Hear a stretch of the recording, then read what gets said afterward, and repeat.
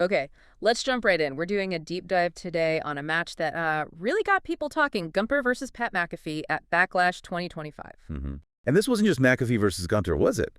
Michael Cole, his broadcast partner, was right there, emotionally, maybe too emotionally involved. Oh, absolutely. It adds such a fascinating layer. And really, the core of it is that contrast, isn't it? You've got the commentator, athletic background, sure, but not a wrestler, facing this just dominant, highly respected champion. Yeah, it immediately makes you wonder, okay, how is this going to work? Is it just spectacle, or is there a real story here? Can he even compete? You got to rewind to WrestleMania 41 first. Gunther loses the World Heavyweight Championship to Jey Uso. Huge moment, massive reign over. And, losing a title like that after holding it for so long, Yeah. that's going to have consequences. Oh, absolutely. And it did. The very next night on Raw, Gunther basically snaps and goes after Michael Cole and Pat McAfee at the commentary desk. Yeah, the sources are clear. This wasn't just, like, yelling. It got physical. Really physical. Yeah. He starts by properly intimidating Cole, like bullying him, shoves McAfee out of the way. Just disregarded him initially. Yeah. And then, boom, locks Cole in a sleeper hold. McAfee, naturally, tries to jump in, help his broadcast partner. As you would. Definitely a Barbie KO out of nowhere moment. Barbie KO out of nowhere. Wow. Okay. Yeah. I'd come to your rescue, Ken. Poor Ken. He's in trouble. Needs rescuing. Wham. Pink plastic justice. Exactly. Wouldn't know what hit him. Ah, Gunther, the unfortunate recipient of the Barbie KO. And think about using it day to day, like your internet drops out suddenly. Barbie KO out of nowhere. Exactly. Or, you stub your toe. Or the garden gnome staged a coup. You start looking at everyday things differently, right? Exactly. And that's when Gunther turns his attention. Same move, sleeper hold on McAfee, and keeps it locked in until Pat actually passes out. Wow. And the summary even mentions his face turning blue. That's intense. Super intense. So Yeah. that whole scene, that attack, that's the immediate trigger for this Backlash match. It sets everything up. That it immediately changes the stakes, doesn't it? It's not about a title anymore. It's personal. It's revenge, defending your friend. And maybe for Gunther, it's about venting that frustration from WrestleMania. Definitely. And you felt that personal edge right away at Backlash. Before the bell even rang, Michael Cole flat out said, look, I'm biased. He just announced it. Yep. Said he couldn't be impartial, that McAfee was his friend, and he wanted Gunther to get beaten after what he did to them. He felt responsible almost. That's interesting. Because usually commentary tries to maintain some neutrality, right? But here, Cole leans right into it. Completely. Yeah. And it shaped the whole broadcast. They even ran a video package before the match, showing the title loss, showing the attack on Raw, really hammering home why this fight was happening. Setting the emotional table for the audience, juxtaposing the attack with McAfee stepping up. And McAfee's entrance kind of played into that whole vibe, too. The football jersey, the jeans, the sneakers. Oh, God, no.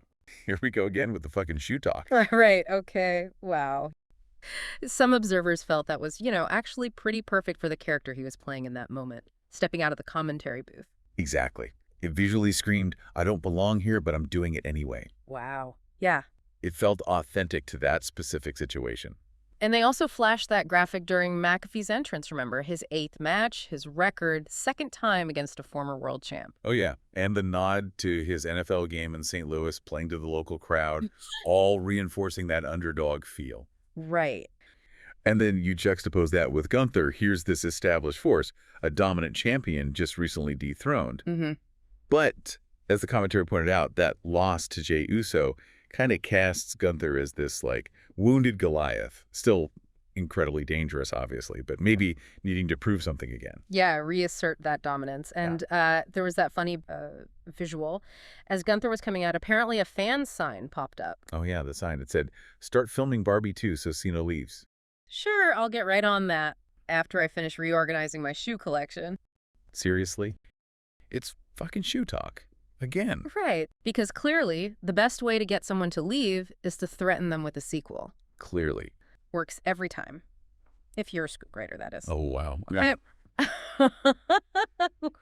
So, back to the match. You knew who was supposed to win, on paper at least. Which, when the bell rang, is pretty much how it started, wasn't it? Oh, yeah. Gunther just took control. Power, size advantage. It was all on display. And those chops. The reports really emphasize the sound, the impact. Brutal. Just descriptions of these loud, stinging chops echoing. You got the sense they really hurt. You did. But McAfee, he didn't just, fold immediately. He tried to fight back. He did. He used his background, right? Those kicks, trying some strikes. Yeah, threw a few punches, even tried to exchange chops at one point, which seemed ambitious. Ambitious is a good word. The difference in power was pretty stark. One report even made a comparison, kind of jokingly, to a wrestler known for, let's say, less than stellar punches. Ah, right. It highlighted the gap in experience and power. And speaking of experience, or lack thereof, there was that moment McAfee went for a springboard move. Oh, yeah, the trip. Exactly. Slipped up. Just a little reminder that, this isn't his regular day job. It made the whole thing feel a bit more real, actually. It did. And while all this action is happening, Cole is just losing it at ringside. Completely. He basically ditched the commentator hat and put on the cheerleader one. Totally. Urging McAfee on, yelling advice, even telling Gunther to just finish it sometimes like he couldn't watch. And Cole, you could just hear the worry in his voice, especially when Gunther started doing, Gunther things. So that commentary bias, it actually kind of pulls you in more, doesn't it? Yeah. Makes you feel the stakes alongside them. Totally. And Wade Barrett, the other commentator, was apparently trying to be the voice of reason, like, Michael, stay out of it, calm down. Yeah, trying to keep him safe, keep him professional. It just shows how much Cole's reactions became part of the whole performance. They really did. Barrett even made the point, didn't he, that Gunther was probably wrestling even angrier because he'd just lost the big one, made it more dangerous. Exactly. And there were points where Gunther seemed to be enjoying it, almost like he was playing with McAfee a bit. Letting him get up, maybe landing a shot, then just cutting him down again. Right. But, and this is key, McAfee just kept getting up. He showed incredible heart, you have to say. Took a beating. German suplexes the powerbomb. Yeah. Gunther threw his big moves at him. But McAfee wouldn't stay down. People were comparing it to those old 80s, 90s babyface comebacks. There was even mention of him trying to Hulk up almost, though maybe not quite pulling it off fully. But that spirit, that resilience was definitely there. Absolutely. And he did get some offense in too, didn't he? He did. A pump kick, landed a super kick, even got a near fall with an O'Connor roll, I think. Moments where you thought, maybe. Just for a second. Oh, yeah. You could hear the desperation build. They were almost pleading for McAfee to find a way, or even for it to just end at points. Especially during that Boston Crab spot. That looked brutal. Brutal. And that's when Cole completely lost it. And then Cole actually got physically involved. Yeah, that was wild. Left the announce desk, ran over, and actually grabbed Gunther's leg. Which is just insane. You never see a commentator physically interfere like that. Never. Shows how personal it got. Reached out from ringside and tripped Gunther. Straight up interference. Someone compared it to like a classic Bobby Heenan move. Heel manager tactics from the babyface commentator. It was definitely a surprise moment, added some chaos. Didn't change the ultimate outcome, though. No, didn't work, obviously. Gunther just shook him off and went right back to work on Pat. Locked in that sleeper hold, and that was it. McAfee passed out. Clean win for Gunther in the end. But even Cole and Barrett, disappointed as they were, immediately started praising McAfee's effort. Called it incredible. So the expected winner won. But the way it happened was way more compelling than you might have thought. And the ending, after the match, was interesting, too. It's a show of respect from Gunther. Yeah, that nod. Some people thought it might have been a handshake offer at first. It was subtle. Which, for Gunther's character, felt a little unexpected, maybe. He's usually all business, very dominant, dismissive. It sparked some debate. Did it fit? Was it a sign of respect for McAfee pushing him, showing that heart? Or was it slightly out of character? Depends on how you see Gunther, I suppose. Yeah. But the crowd certainly appreciated McAfee. Oh, yeah. Big standing ovation for him in St. Louis. They loved the effort. The rating. What did Meltzer land on for this one? He went with 3 1/4 stars. 3 1/4. Okay. So good, solid, but not like an old-timer in his book. Right. Definitely watchable, had its moments, but yeah, not reaching those upper echelons, according to him. Got it. So what were those moments? The notes seem to really focus on the atmosphere, the crowd. Absolutely. That was huge here. Meltzer mentioned a lot of heat for the match, real intense crowd energy. Like specific things. Yeah, like fans chanting, "You tapped out" at Gunther, referencing, the Jey Uso loss. And he really pointed out how much the crowd got behind Pat McAfee, especially when Michael Cole got involved from commentary. Ah, yes, the Michael Cole situation. That definitely caused some talk. Meltzer called that out specifically, didn't he? Cole tripping Gunther. He did.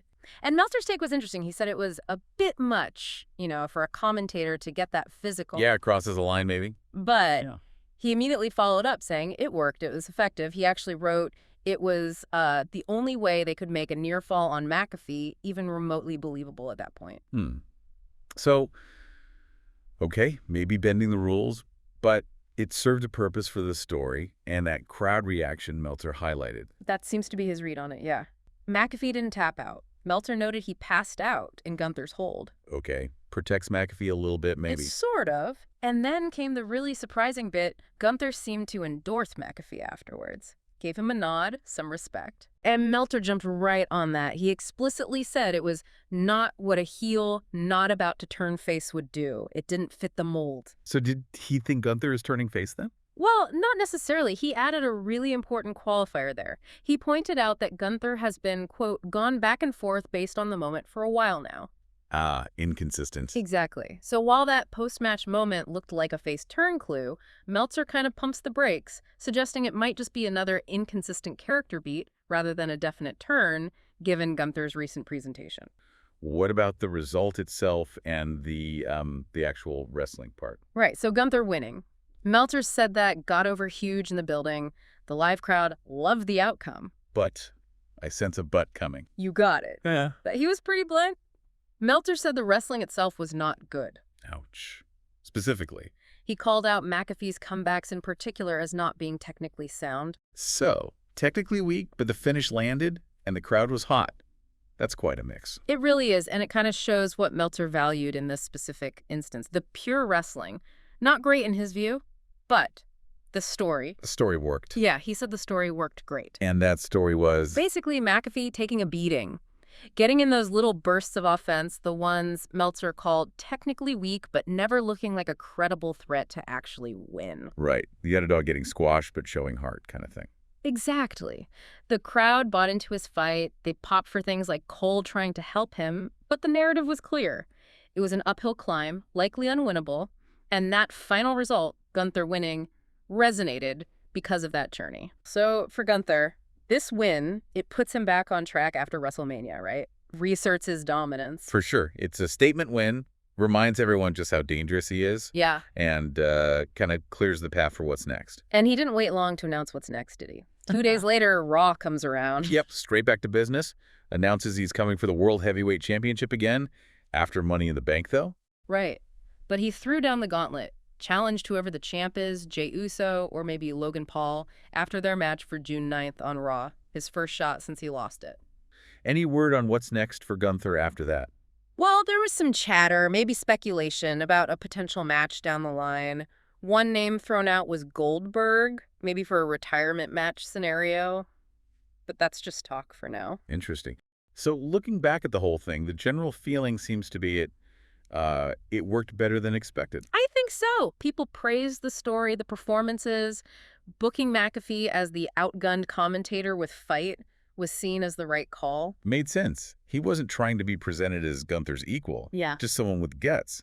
And for the bigger picture, it did a couple of things. It helped Gunther look strong again after a prior loss, kind of reset him as this dominant force. Right, reestablished him. And McAfee, he got what some called a moral victory. Looked tough, connected with the fans even more, even in losing. Definitely came out looking good despite the loss. So the McAfee match, as intense and personal as it was, seems like it was maybe just a necessary detour for Gunther.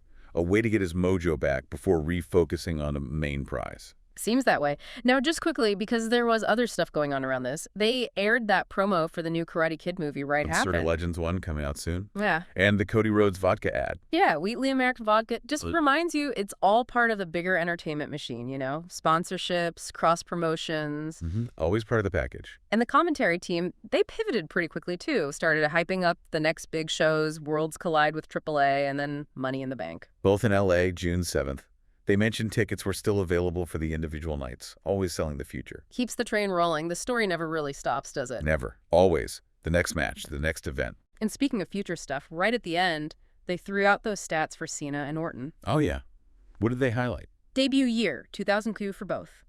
World title 17 for Cena, 14 for Orton. Other belts, Rumble wins, Money in the Bank wins. Basically reminding everyone of their huge legacies. Setting the stage, maybe. Hinting at future possibilities down the line between those two legends. Always good to keep that history in mind. Definitely adds context.